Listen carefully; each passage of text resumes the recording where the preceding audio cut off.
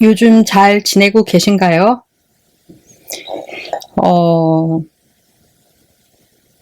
혼란스러운 세상에서 여러 가지 어수선한 나라의 일들로 인해서 많이 마음이 힘드셨을 것이라고 생각을 합니다. 저 역시 그랬고요.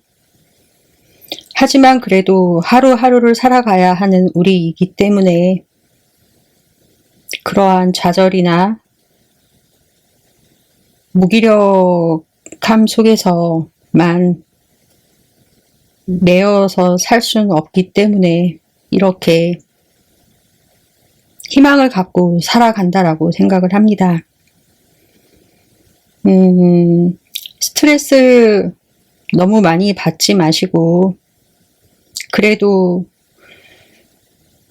이 세상 살아가면서 사람이 그럴 수도 있지 뭐 이런 것이 아니라 용서라는 마음을 가지시고 특히 나 자신을 스스로 먼저 용서할 수 있는 그러한 프로세서를 만드시면서 나 자신으로부터 나에게로부터 먼저 솔직해지시면서 나의 실수를 내가 먼저 받아들이고 내가 먼저 나를 잘못했네 라고 그렇게 받아들이는 삶을 하나씩 살다 보면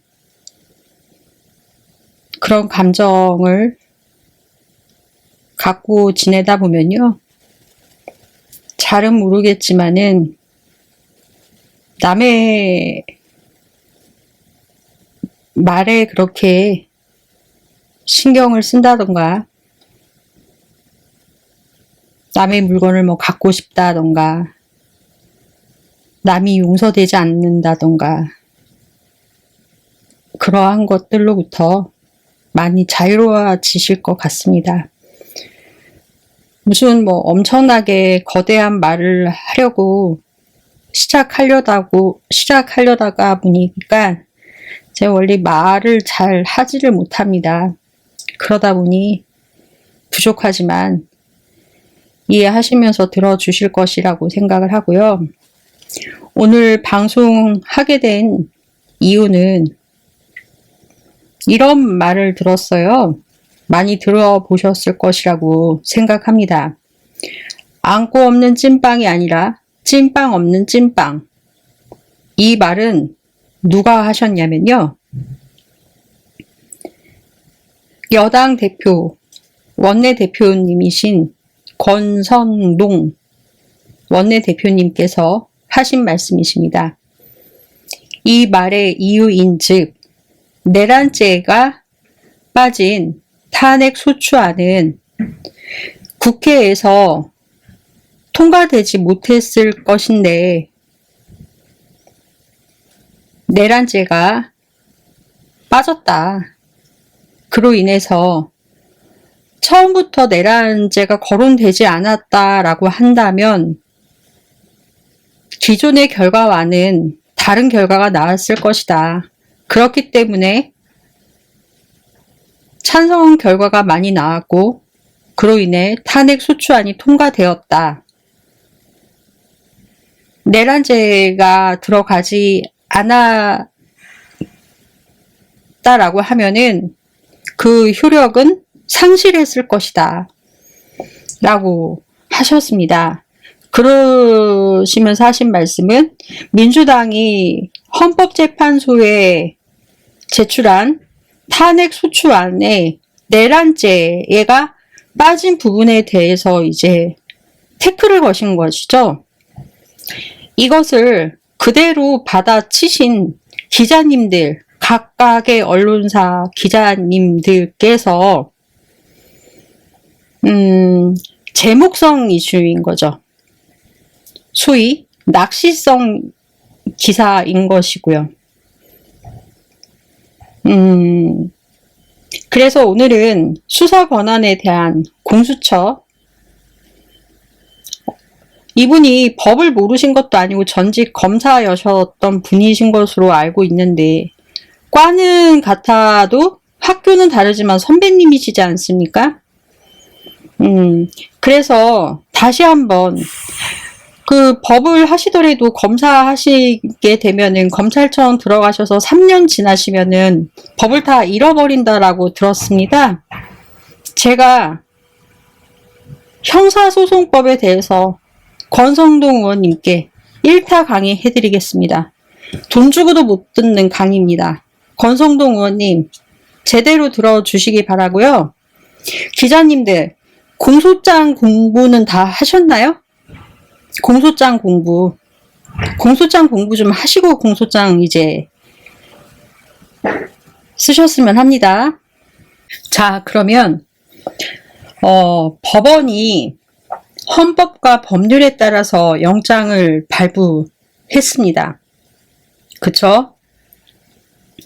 이것은 세상 어떤 누구든지 대한민국 땅에서 사는 국민이라면 누구나 적용받는 것입니다. 먼저 다 알고 계시겠지만 형사소송이란 무엇이냐, 형사 절차란 무엇이냐 라고 할 때 범죄 수사와 범인의 검거로부터 공소를 제기하고, 공소 제기, 이 말은 기소라고 하죠. 기소 제기는 검사가 법원에 재판을 청구하는 것을 공소 제기라고 하죠. 그렇게 해서 재판을 하게 되겠죠. 형사재판을 보통 공판이라고 합니다. 재판 절차를 그래서 공판 절차라고 하고요. 그래서 재판 절차가 끝나고 나면 형을 선고하게 되고 집행하게 됩니다. 형사 절차를 넓게 보면 수사에서부터 형의 집행이 끝날 때까지의 전체 과정을 형사 절차라고 합니다.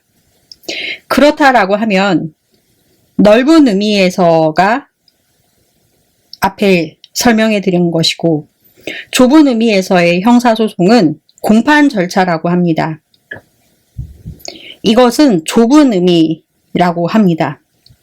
우리 형사소송법도 좁은 의미에서의 공판 절차를 집중적으로 규정하고 있는 그러한 규정들이 마련되어 있습니다.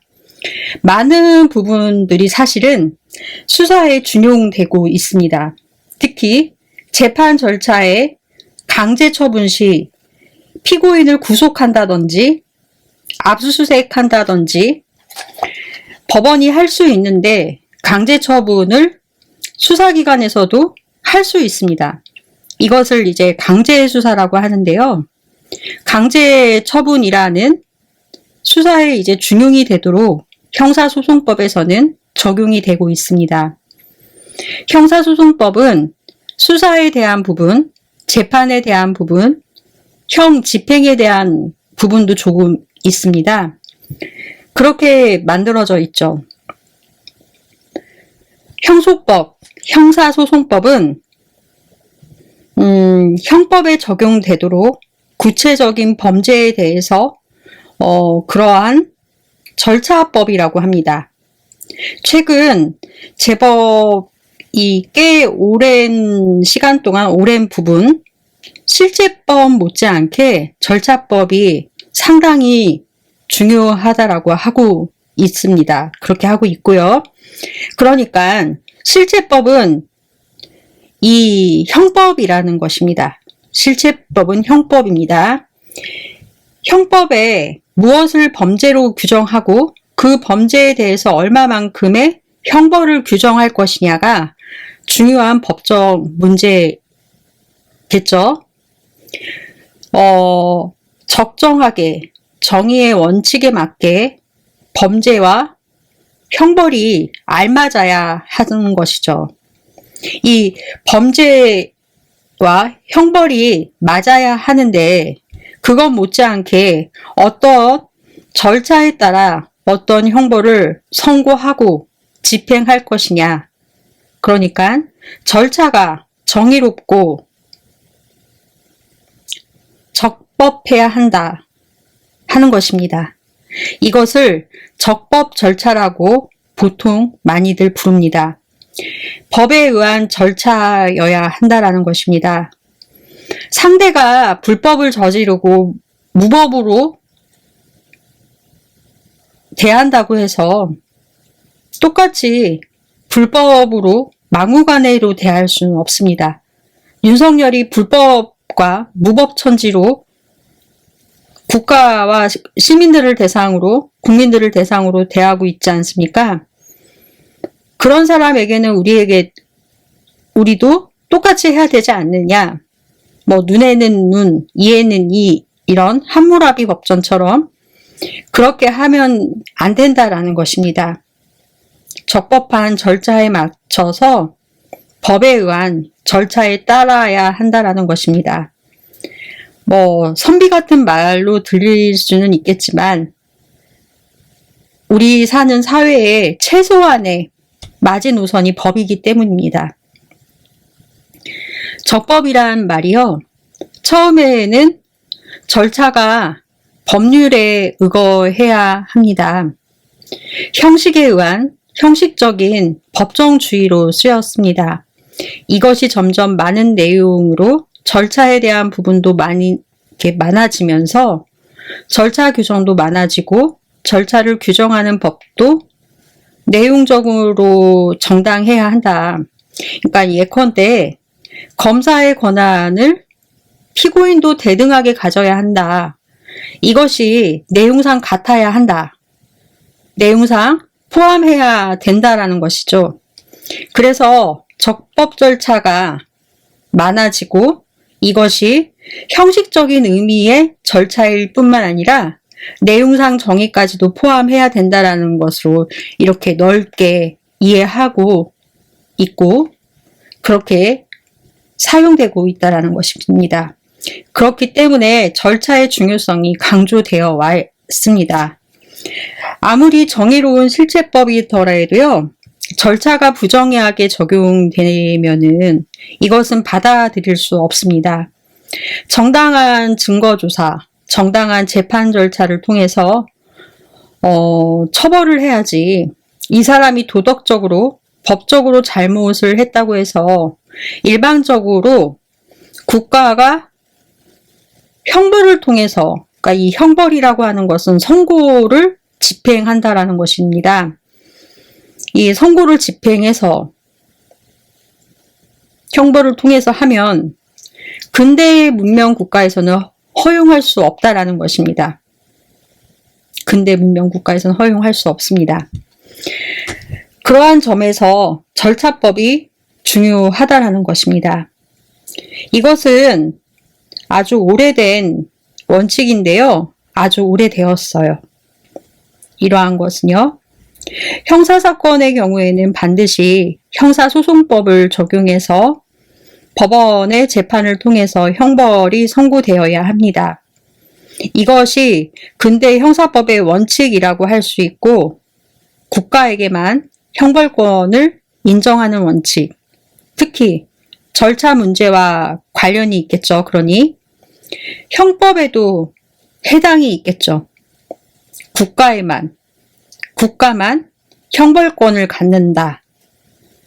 법원에 의한 국가의 공식적인 재판에 의해서만 형벌이 부과될 수 있습니다. 사적 형벌은 당연히 금지되어야만 하고 금지됩니다. 당연히 공형벌, 국가만 형벌권을 갖는다. 공형벌. 이것은 국가만 형벌권을 갖는다라는 뜻입니다. 이것이 근대 형사법의 원칙입니다. 이렇게 해야만 국가의 질서와 사회 질서가 유지가 될 수 있다라는 것입니다. 이것이 만약에 개인에게 사적 형벌이 허용하게 된다라면 국가의 그러니까 공권력, 공적인 질서를 유지할 수 있는 것들이 침해되기 침해될 수가 있고, 말이 자꾸 이렇게 그렇게 나오는지 침해되기 쉽고, 사적인 복수가 만연될 수 있겠죠. 그렇겠죠. 사적인 복수가 만연되겠죠. 공적인 질서가 유지될 수가 없다라는 것입니다. 공영발권이 유지되는 것이 근대 형사법의 확립이라고도 볼 수 있습니다. 이제 법학을 여러 가지 법학 과목을 공부하다 보면요, 분류를 하게 됩니다. 이를테면 오늘 말할 형식적 의의의 형사소송법과 실질적 의의의 형사소송법을 나누게 되는데요. 그리고 수사기관이면서 동시에 기소기관인 검찰이라는 조직이 있지 않습니까? 검찰청법, 그에 따른 이제 뭐 법원조직법, 그 다음에 경찰청법도 실질적 의미의 형사소송법에 해당이 됩니다. 또 피고인을 대리하는 당사자의 한 사람인 변호사법도 넓은 의미에서의 형사소송법이 될 수 있습니다. 형사소송법을 기본으로 하는데 여기에 조금 변형이 되니까 조금 특별한 절차를 마련하거나 규정들이 여러 법률에 흩어져 규정이 되어 있어요. 그러한 특별한 절차법도 다 형사소송법으로 규정되어 있습니다. 넓은 의미에서. 여기에 뭐 소년법도 해당이 되고요. 그 안에 뭐 즉결심판에 관한 절차법, 그러니까 즉결심판이라고 하는 아주 경미한 사건에 대해서 바로 재판을 하게 만드는 그런 절차도 있지 않습니까? 그 다음에 뭐 국민의 형사재판이라고 하는 배심재판이라고 하죠. 배심재판에 관한 법률도 있고, 그래서 주로 중범죄이지만 피고인이 원하는 일정한 사건에 대해서 피고인이 원하는 경우에만 국민의 형사재판 참여에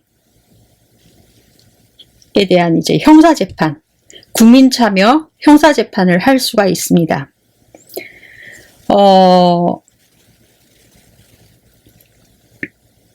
넓은 의미에서의 형사재판이라고 합니다. 이것을. 소송비용, 형집행 등 기타 등등 형사재판이라고 다 볼 수 있습니다. 알 수 없을 정도로 많이 있어요. 재판의 종류가. 그리고 형벌권이라고 하는 것이 국가 권력을 가장 직접적으로 드러내는 것이기 때문에 국가의 권력을 가장 선명하고 직접적으로 드러내는 국가의 권한이기 때문에요. 형벌은 국가의 권력성을 드러내는 것이라고 할 수 있겠죠. 여기에서 주의해야 될 것은 권력을 갖는 것과 동시에 권력을 제한하는 성격을 갖는다. 이것은 이제 양자가 모순되는 성격을 갖는데요. 권력성을 갖는 동시에 그 권력의 지배를 받는 사람들, 국민이겠죠. 국민의 이제 인권을 보장하는 역할을 한다라고 할 수 있습니다. 국민의 자유와 권리를 보장한다. 형법이? 이렇게 생각하실 수 있어요. 이런 의문 드셨죠? 형법이 국민의 인권을 보장합니다. 뭐 의문 드시겠지만 형법이 범죄를 규제하는 것인데 하지 말라 하는, 통제하는 국가의 권력을 드러냄과 동시에 그렇게 하지 않게 하는 것은 모두 할 수 있다. 어떤 행위를 못하게 하는, 자유를 제한하는 것은 그렇게 제한되지 않은 행위는 범죄가 아닌, 하지 않는 것은 모두 할 수 있다. 범죄가 아닌 행위에 대해서는 얼마든지 할 수가 있다. 형벌을 적어도 부과하지 못한다. 그런 의미가 되기 때문에 뒤집어서 보면 행위에 대해서는, 그러니까 그런 행위가 아닌 행위에 대해서는 자유를 보장하는 역할을 하고 있다라고 말할 수 있습니다. 그러니까 형벌을 부과하고 싶으면 범죄로 규정을 해라 라는 의미가 될 수 있기 때문에 이제 이렇게 시작하는 것이 죄형 법정주의의 본래 취지라는 것입니다. 그러니까 이것이 국민의 자유, 권리를 보장하는 역할을 한다라는 것입니다. 그것이 형법의 보장적 기능인 것이고 이것을 형사소송법에도 동일하게 적용할 수 있다라는 것입니다. 형사 절차를 만드는 것이 형사소송법입니다. 이것은 이 절차를 통해서 범죄인 국민을 처벌하겠다라는 의미도 되겠지만 동시에 이 절차를 지키지 않으면 위법한 것이 된다. 그러니 처벌을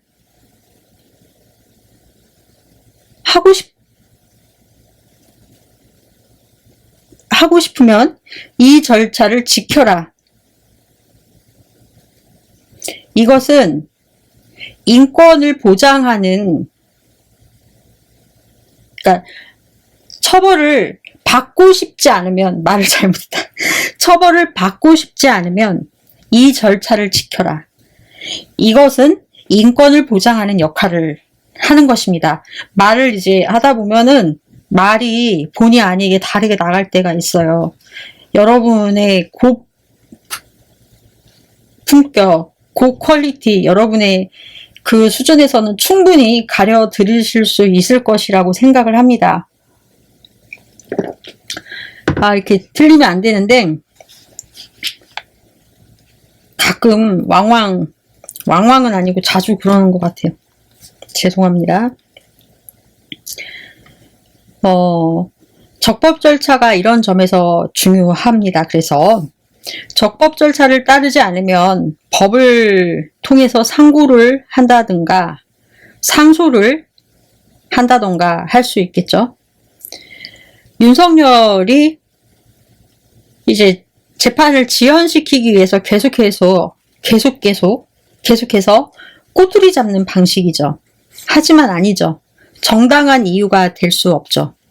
자신의 인권을 보장받기 위해 국가 권력을 이용해 자신의 자유와 권리를 제한한다라고 말하고 있는 것이죠. 자신이 계엄을 선언해 놓고 억지 주장을 하고 있는 것이죠. 모순되는 행위를 하고 있다라는 것입니다. 과거 어떤 법학자가 이런 말을 했습니다. 법전은 인민의 자유의 바이블이다. 여기서 인민이란 국민이라고 하는 것이고, 이 국민을 번역하면 이제 사람, people이라고 하는 것이고, 그래서 왜 제가 예전에 백성 이런 거 설명해 드릴 때 인민, 원래 가장 가까운 뜻은 국민은 일본식 느낌이 나서 인민이 가장 알맞는 말인데, 이것은 빨간 냄새 나서 별로 안 좋아해서 가장 가까운 것은 사람인데, 피플인데 그냥 국민이라고 한다, 이런 말씀 드린 적이 있습니다. 바이블, 서양에서는 권위 있는 텍스트를 의미하는 것이 바이블이잖아요. 법이 국민의 자유 권리를 함께 지켜주는 동시에 제약하는 역할도 한다. 형사소송법도 그런 역할을 합니다. 형사소송법은 정치 권력에 의한 역사성을 띠며 변화에 많은 영향을 받습니다. 검찰 개혁 같은 게 가장 대표적이라고 할 수 있겠죠. 그러면은 법원이란 무엇이냐? 법원. 우리가 왜 법원 간다라고 말씀들 하시잖아요. 법원은 무엇이냐? 많은 젊은 사람들이 요새 뭐 2030 해서 많은 말줄임을 쓰지 않습니까? 사실 이 말줄임은 법학에서 많이 나왔다라고 생각을 해요. 저는 법의 원칙을 법원이라고 합니다. 법의 원칙을 줄여서 법원이라고 합니다. 그러면 이 소스가 어떻게 되는 것이냐? 법에 의해서만 헌법 제12조 1항 형사 절차 법정주의 누구든지 법률에 의하지 아니하고는 체포 구속 수색 압수수색 또는 신문을 또또또또 법률에 적합하지 또또또또 아니하고는 아니어야 한다. 블라블라 이렇게 나와 있습니다. 반드시 법률에 의하여야 한다. 그렇다고 하면 이것은 법을 공부하는 사람들은 필수로 알아야 하는 것입니다. 근데 제가 일일이 안 읽어드려도 이제 PPT 띄워놓을 것입니다. 법을 공부한다라는 사람이라면은 12조를 여러 번 써봐야 될 필요가 있습니다. 12조가 헌법 12조 1항.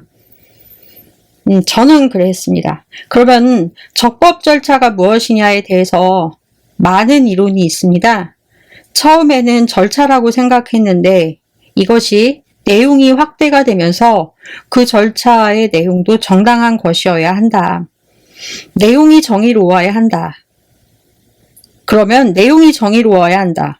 법치주의와 같다. 법에 의해서 국가 권력이 제한을 받는, 즉 통치권이 제한을 받는 이런 원리를 말하는 것인데요. 이것이 형식적 법치주의로 흐르면서 법률에 근거하면 모두 괜찮은 것 아니냐. 이러한 질문은 2차 세계대전을 거치면서 전쟁을 일으킨 국가들, 독일, 일본 이런 나라들 있지 않습니까? 형식적으로는 모두 다 법률에 의해서 모두 권력을 장악했단 말입니다. 이것이 형식적 법치주의의 한계 아니냐. 이러한 고민들을 했습니다. 법률에 의해 권력을 장악하면 되지 않느냐. 이것이 실질적 법치주의가 되어야만 한다. 즉 내용도 정의로워야 하고 추상적인 것이 아니라 수많은 답이 있기 때문에 사실 이 점에 대해서는 말하기가 그렇게 쉽지가 않습니다. 헌법상의 원칙이다. 피고인과 피해자가 신체의 자유를 체포 구속 시 침해를 당하게 되죠. 이것이 기본권이고 수색, 압수수색 시 비밀이 누설이 되는 것도 기본권에 해당이 되는 것이고 형사 절차와 직접적으로 관련 있는 헌법조문 12조 1항 2항 제13조 1항 제27조 제28조 등이 있습니다. 특히 제12조 제13조는 형사소송법과 밀접하게 관련되어 있습니다. 체포 구속 시에는 가장 가까운 사람에게 통지해 주어야 한다. 왜냐하면 이때는 사회로부터 이 사람이 없어지기 때문입니다. 제13조 제1항 이중처벌 금지의 원칙. 그러니까 이 말은 같은 범죄로 2번 처벌받지 않는다. 거듭 처벌 받게 되면 이제 이것을 보완 처벌. 한 번 처벌받은 범죄에 대해서 집행을 했는데 여기에 대해서 보완 처벌을 하는 것은 이중 처벌하는 것이 아니냐라는 점이 헌법상의 원칙이다라는 것입니다. 대표적인 것이 이제 이재명 민주당 대표님이 여기에 이제 해당되는 내용인 것이죠. 실탄을 57,075발을 준비했다는 뉴스 기사를 보았어요. 그러니까 총이라고 해서 막연하게 영화 장면이나 이렇게 떠올리고 그랬어요. 실제로 국회에서 실제 총을 본 이후에는 실탄의 개수를 듣고 이렇게 가만히 생각을 해보았을 때 당시 국회에서 함께 시민들 막지 못했다면 어떻게 되었을까? 이 엄청난 양의 실탄을 막지 못했으면, 계엄 해제를 못했다라면 이 계엄 해제를 못하게 막게 하기 위해서 그렇게 이제 준비했다라는 것 아닙니까? 그리고 그것도 모자라서 비상 입법기구까지 만들라라는 대통령의 명령까지 받았다라는 것이 최근에 보도된 것을 보고 경악을 금치 못했습니다. 이 말은 이제 비상 입법기구까지 만들라라는 말은 국회를 해산하라라는 말이 아닙니까? 비상 입법기구가 만들어지고 청산천하 1인 체제의 독재 국가가 탄생할 수도 있다라는 것으로 보여지고, 또 그렇게 되고도 남았을 것이라고 생각을 하면요, 너무 끔찍했습니다. 사람들은 말을 합니다. 시간이 이제는 많이 지나가고 있다라는 생각이 들 수도 있을 것이고 아닐 수도 있겠지만, 윤석열이라는 이 시대가 낳은 괴물, 김건희라는 시대가 낳은 괴물, 자꾸 사이코패스라고 말을 하는데요. 이 두 사람은 사이코패스는 아니에요. 소시오패스, 소시오패스지 사이코패스 축에는 못 깁니다. 사이코패스는 이런 사람들을 사이코패스라고 하지 않아요. 이러한 그러니까 소시오패스 말을 하면서 이렇게 자꾸 헷갈려요. 소시오패스들, 이런 소시오패스, 이 소패들, 이러한 괴물들을 어떻게 해서든지 내리려고 했던 사람도 3년이 너무 길다라고 했던 사람도 있었고, 그 말을 들은 사람 중에는 3년만 참으면 된다라고 했던 사람도 있었습니다. 상황이 어렵게 변해가는 것을 보시고는 탄핵을 하면 뭐가 달라지겠느냐라고 되묻기 시작하고 계십니다. 탄핵이요.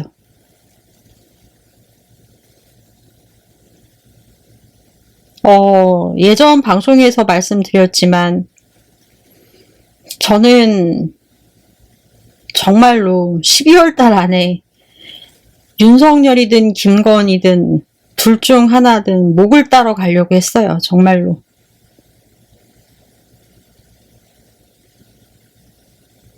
김재규와 같은 마음으로. 제가 가서 사형을 받으면은 받는 것이고, 나 하나 죽어서 나라 살리면 된다라고 정말 생각을 했고요. 그로 인해서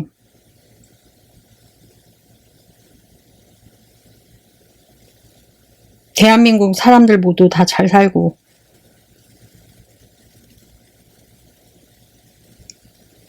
저는 이재명 당대표님께서 남북 통일을 이루실 거라고 생각하는 사람입니다.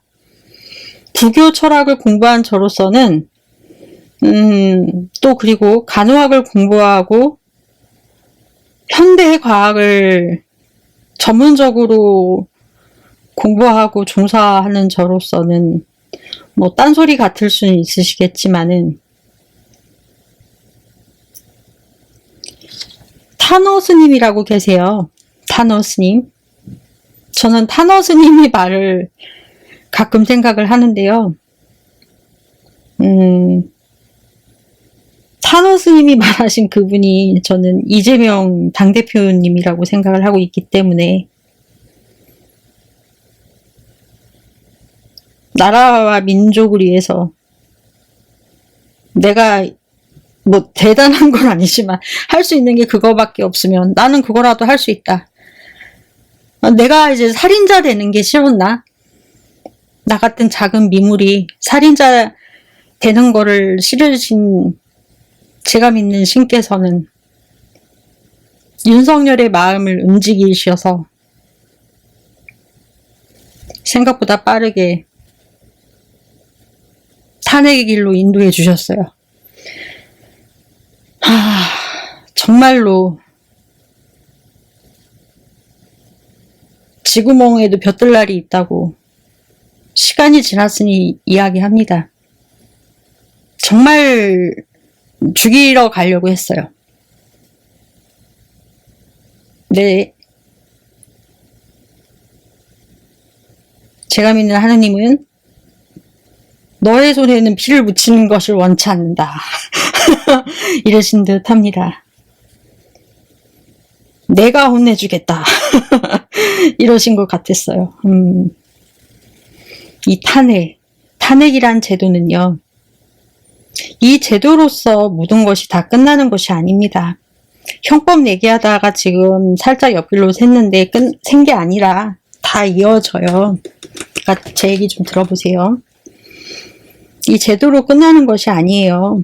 이 지루하실까봐 말씀드리는 거예요. 이 탄핵이라는 것은 망가진 국가의 제도를, 그러니까 망나니처럼 날뛰는 권력들을 이 탄핵이라는 제도를 통해서 우리나라, 우리 사회 전체, 우리 사회 전반이 회복되어 가는 과정을 눈으로 보고 귀로 듣고 숨을 쉬면서 호흡하고 손으로 만져서 촉각으로 느껴는 온전한 과정입니다. 그러기 때문에 하나하나 만들어 가야 되는 과정이라는 것이에요. 탄핵이란 그 과정 속에 국민이 모두 함께 고민을 하고 반성하고 뉘우치고 그러한 과정을 모두 겪으면서 성장하는 단계로 나아가는 아주 중요한 단계입니다. 그러기 때문에 세계 어떤 나라도 함부로 할 수 있는 과정을 거치는 것도 아니고요. 어느 나라라고 해서 쉽게 할 수 있는 제도도 아니에요. 각 나라마다 대통령제를 사용하고 있는 법을 사용하고 있는 법제도, 탄핵제도가 있죠. 있지만 대륙법 같은 경우에 있죠. 영미법도 마찬가지고. 이렇게 할 수 있는 나라가 없어요, 여러분. 제가 전에도 말씀드렸지만 대한민국은 위대한 나라예요. 저는 한국 국민들이 어떤 때는 우리 막 우글우글 끓고 막 급하고 막 이러잖아요. 저 역시도 그렇고.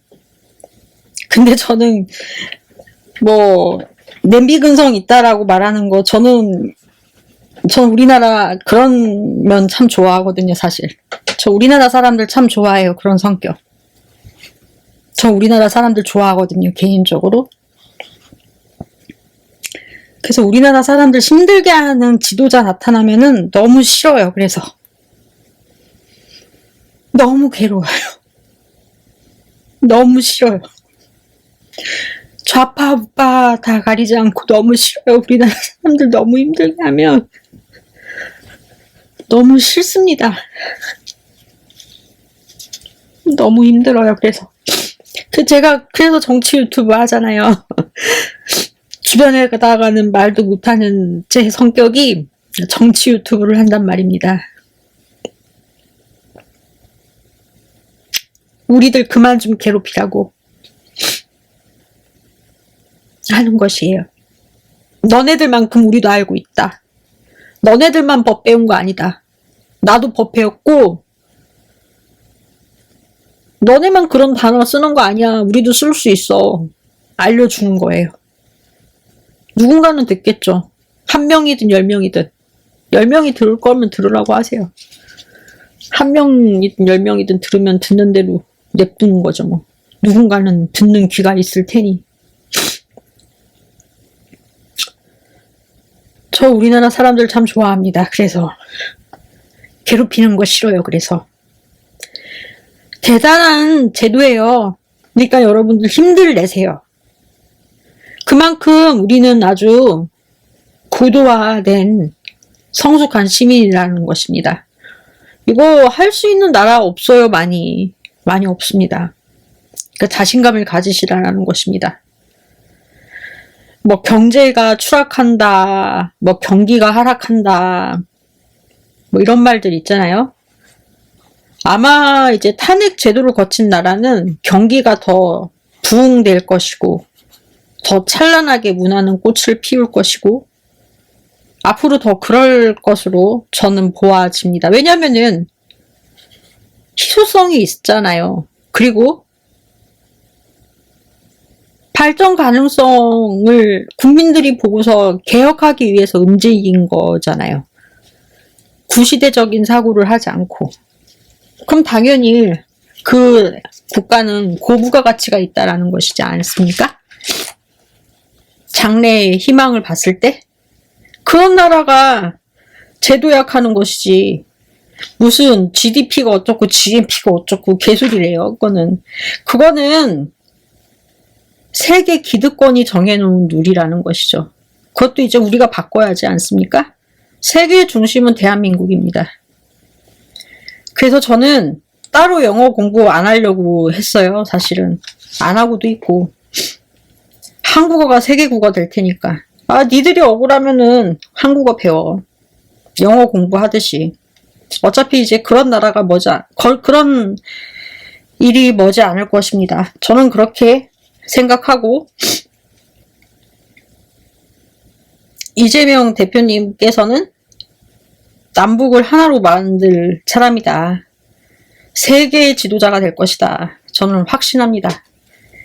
불교 철학을 공부한 저는 타너 스님의 말을 믿고 타너 스님의 예언이 아닌 예지라고 하라고 하셨거든요. 예언이란 말 쓰지 말고 그 예지를 믿습니다. 나중에 타너 스님 한번 얘기해드려 볼게요. 재밌어요. 그래서 성장하는 아주 중요한 단계입니다. 그리고 국민의힘에서 주장하는 일부 의원들의 말과 변호인단도 아니시면서 각종 매스미디어와 인터뷰하고 계시는 윤갑근 씨, 석동현 씨가 주장하는 내용의 핵심을 이렇게 다 정리해 보니까요. 무죄 추정의 원칙을 말하고 있더라고요.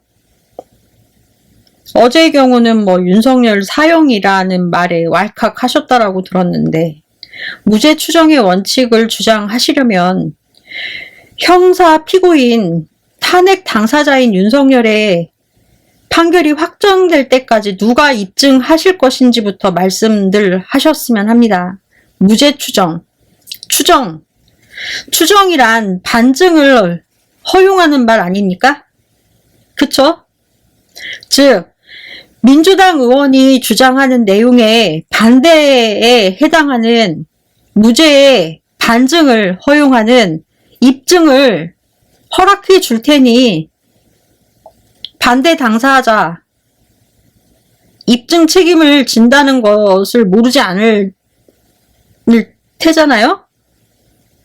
그쪽에서 형사소송법의 기본 중에 기본인 거증 책임이니 피고인이자 검사 출신인 윤석열 또는 그 변호인들께서는 입증 책임이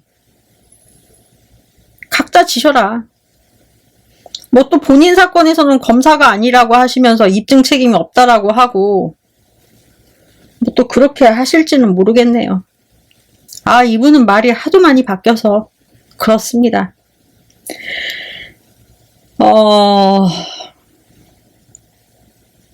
근대 형사소송법에서 법원은 객관적인 공정한 판단자의 입장입니다. 그리고 양 당사자는 검사가 있고 피고인이 있습니다. 이 피고인에는 변호인도 포함합니다. 변호사요.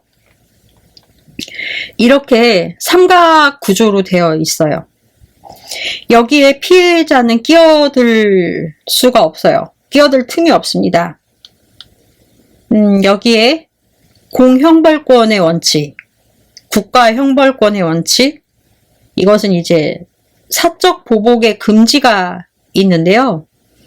여기에서 사적 보복의 원칙은 피해자에게 하지 말라는 것입니다.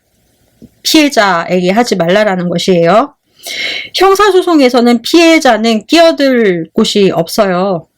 피해자를 형사소송에서는 배제하는 것이 원칙입니다. 이렇게 하다 보니 피해자가 억울하다, 피고인의 말만 너무 듣는 것은 아니냐라고 하실 수 있겠지만, 피해자의 사정을 대신 정리해서 이야기를 해줘야 하고 공익의 대표로 말을 하는 것이 검사의 역할이고 검사가 할 일입니다. 국가 권력을 대리해서 피해자의 사정을 대신해서, 그래서 우리 헌법에서는 피해자에게 재판의 내용을, 진행 과정을 알려야 하지 않느냐, 뭐 이렇게 해서 재판 절차 진술권이라는 것이 헌법에 들어가 있어요. 자기 사건의 재판 절차에서 제3자의 증인으로, 그러니까 당사자가, 그러니까 피해자가 제3자의 증인으로서 피고인을 엄벌하게 해달라라든가, 뭐 저 사람의 형을 더 부과해줘라, 기타 등등 자신의 의견을 전달할 수 있습니다. 이것을 보장하고 있고 보장되어 있습니다. 이 부분에 대해서는 해야 될 말이 참으로 많습니다. 해야 될 얘기가 많아요. 근데 형사재판의 경우에는 이게 또 돈과 연결되어 있잖아요. 보통 형사재판의 경우는 착수금이 500만 원부터입니다. 기본 룰이고. 그래서 뭐 이 부분은 또 이제 시작이 또 굉장히 그분들과 또 변호하시는 분들과 굉장히 중대하게 관련된 부분이기 때문에 이런 부분으로 이제 또 생업에 종사하시기 때문에 이런 부분은 생략하도록 하겠습니다. 특히 헌법 12조, 아까도 말씀드렸던 12조, 13조는 헌법과 관련된 형사소송법과 관련된 아주 중요한 부분이 있습니다. 특히 규칙, 행정규칙은 법률에 담을 내용을 적을 수가 없어요. 형사소송의 절차에서 법률에 의하여야만 하고, 그래서 이제 그때 말하는 법률이란 좁은 의미의 법률, 이 좁은 의미의 법률은 국회를 통과한 법률이기 때문에 좁은 의미의 법률로 제형 법정주의이므로 이 형사소송의 규칙은 기술적 사안인 것이지 소송 관계인의 이해관계가 있는 영향을 미치는 중요한 사항을 규칙적으로 정해서는 안 된다. 이렇다고 하면은 헌법 위반이다. 그런 것입니다. 무슨 말씀인지 이해하셨죠? 기술적 사안이다. 그리고 즉 이 말을 쉽게 이제 풀어드려 볼게요. 이 말은 무슨 뜻이냐? 이런 말씀 들어보셨을 거예요. 공소장 일본주의, 공소장 일본주의라는 말이 있어요. 이것은 검찰이 공소장을 법원에 이제 제출할 때 검찰이 공소한다라고 했잖아요. 공소장을 제출할 때는 공소장만 제출해라. 공소장만 제출해라 라고 하는 일본주의 하나만, 다른 증거물을 포함해서는 안 된다. 상당히 중요한 내용입니다. 이것은 형사소송법에 규정된 것이 아닌 형사소송 규칙에 규정되어 있다는 것인데요. 그래서 이것을 법으로 옮겨야 되지 않느냐, 이러한 지적이 상당히 많이 있습니다. 이러한 의문점을 통해서 이의 제기를 계속하고 있어요. 이러한 부분들만 갖고 윤석열 대통령이 자꾸만 법적으로 법률을 공격을 한다라는 것입니다. 그 규정이 충돌되는 부분들, 법률적 규정이 충돌되고 있는 부분들, 그런 부분을 계속 악용하고 있다. 우리나라는 대륙법으로 판례를 원칙으로 하고 있고 법원으로 하고 있습니다.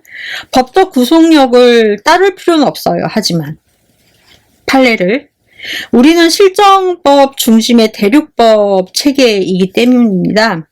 그런데 실제로는 판례는 아주 강한 구속력을 갖고 있어요.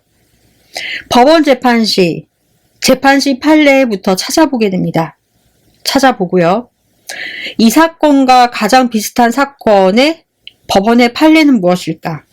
그래서 법원의 판례를 찾아보게 되고 또 그것이 어떠한 영향을 미쳤는지 그 영향을 찾아보게 되고 이때 상급 법원의 판례는 일반적으로 따르게 되어 있어요. 그런데 하급 법원이 판례를 따르지 않을 수도 있겠죠. 예컨대 현재까지의 판결과는 반대되는 이제 하급 법원의 판사가 다른 판결을 할 수 있다라고 손 쳐볼게요. 그러한 판결이 이루어질 경우 상대방 층은 이제 상고하게 되겠죠. 이렇게 돼서 상급 법원으로 가게 된다라고 하면요. 파기되는 경우가 대부분이고 그러한 경우가 많게 됩니다. 상급 법원 판사가 그러니까 상급심 법원 판사가 하급심 판사의 판결을 받아들일 수도 있겠죠. 하급심 판사의 판결을 받아들일 수도 있어요. 상급심 법원 판사가 받아들일 수도 있어요. 이러한 경우는 굉장히 어떻게 말씀드려야 되나? 어떻게 보면은 저와 같이 깨어있고 용기 있는 판사가 이러한 판례에 대치되는 판결을 할 수가 있다는 것입니다. 판례와 대치되는 경우. 그래서 실질적으로는 이 판례는 가장 강력한 힘을 갖는다. 특히 상급심 판례가 그렇다라는 것입니다. 그런 말씀을 드릴 수가 있고, 그래서 박근혜 전 대통령, 그러니까 박근혜의 탄핵건으로 인해서 내란죄는 빠졌다. 그것은 이제 형사소송법이다. 그렇다고 한다면은 형사소송의 절차와 민사소송과 헌법재판소와 같이 들어가라. 세 방향으로 같이 들어가셔라. 민사는 빼고라도 뭐 형사재판과 같이 들어가셔라. 동시다발적으로 민사, 형사 같이 들어가듯이. 이것이 애시당초 방법 아니냐. 그러면 이런 말이 나오지 않지 않느냐. 라는 것이고 정당한 절차에 의한 방법이다.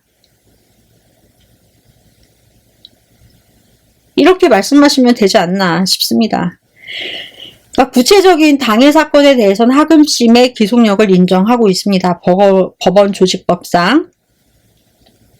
형사소송법상 장소는 속지주의입니다. 속지주의. 영해, 영토. 대한민국의 영토 내에서 발생한 모든 소송 행위에 대해서는 모두 적용이 됩니다.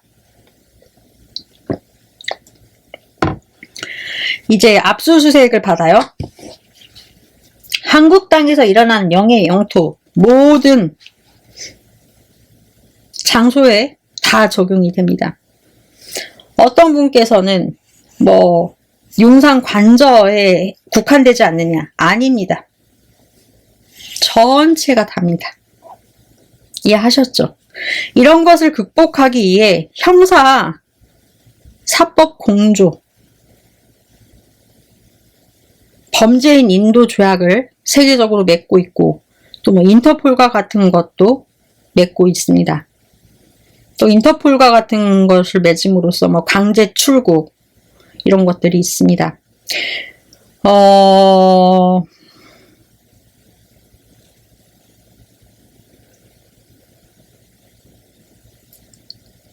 그러니까 절차의 혼돈으로 적용 시점을 정해놓고 하는 그러니까 실체법과는 차이가 있다. 절차법에는 소급효 금지의 원칙이 적용되지 않는다. 라는 것입니다. 행위시 법주의는 행위를 할 때 그것이 범죄로 규정이 되는 것인지 행위 이후에 법을 만들어서 그 이전의 행위를 처벌한다. 이러면 안 된다라는 것입니다. 그래서 저는 예상하건대 한덕수 권한대행은 탄핵이 인용되지 않을 것이다 라고 보고 있습니다. 소급효 금지의 원칙에 의해서 공무원법도 있고 해서 그러니까 이것을 만약에 아시고 이재명 대표와 민주당에서 이렇게 해서 뭐 단순히 약간의 뭐 겁만 주기 위해서 그랬다라고 하신다면은 뭐 굉장한